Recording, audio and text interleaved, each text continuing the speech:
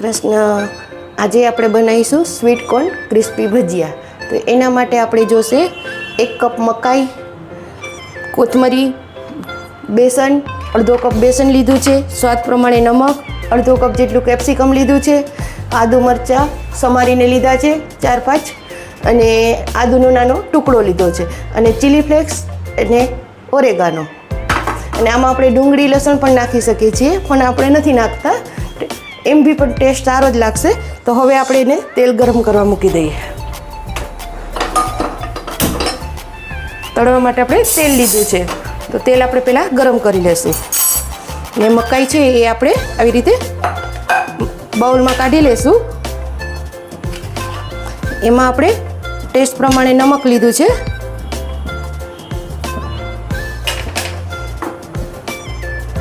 અદરક મરચાં લીધા છે. આપણે બધું મિક્સ કરી દઈશું. પહેલાં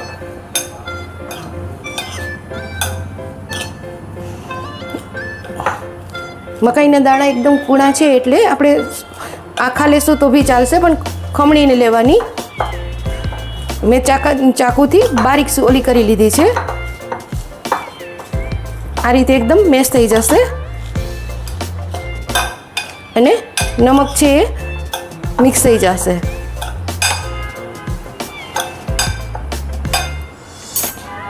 હવે એમાં આપણે નાખી દઈશું કોથમરી.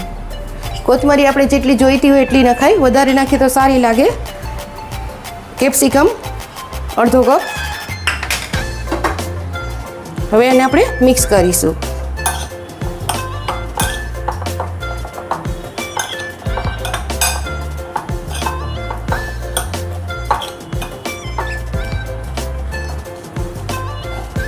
આ રીતે પ્રેસ કરતું જવાનું છે.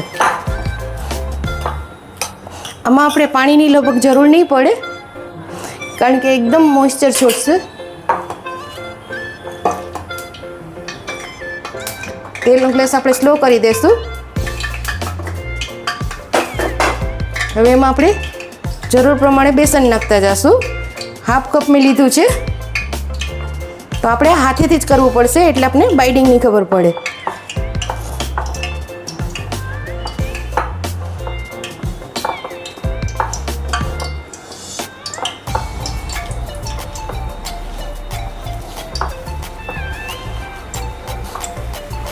આ રાતે આપણે મિક્સ કરતા જઈશું.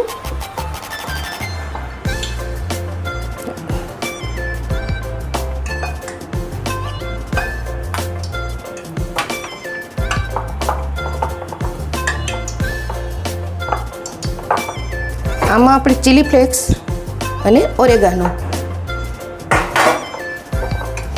મિક્સ કરી દઈશું, અને આને બેટરને આપણે 10 મિનિટ રેસ્ટ આપશું.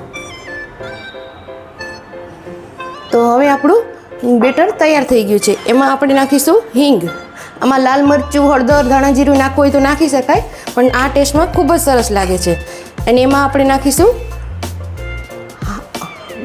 પીચ જેટલી મેં સોડા નાખ્યા છે, સોડા નાખ્યા છે.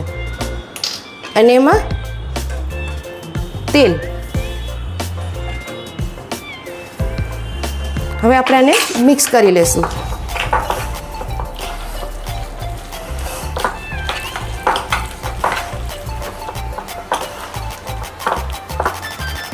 ને હવે આપણે એમને વડા ઉતારીશું.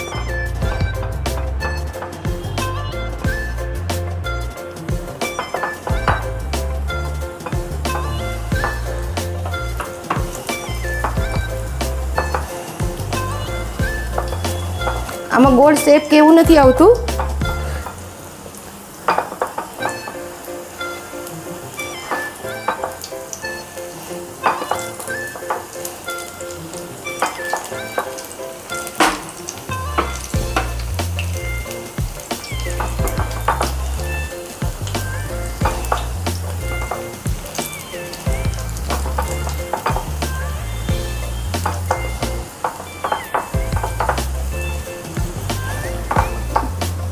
ગેસની ફ્લેમ આપણે પહેલાં ફૂલ રાખીશું 1 મિનિટ માટે, અને પછી એને મીડિયમ કરી નાખશું.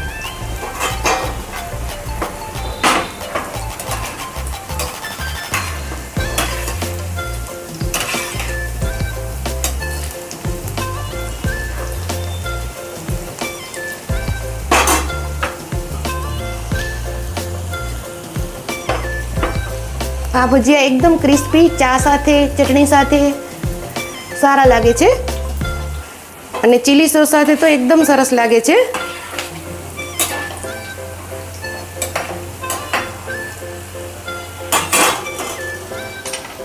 ભજીયા આપણા ગરમ થઈ રહ્યા છે.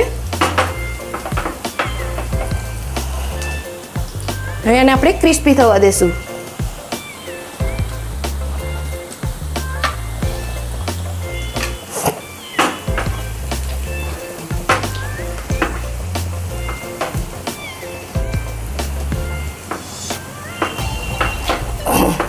અત્યારે સ્વીટ કોર્ન આવે છે તો સારા બને છે.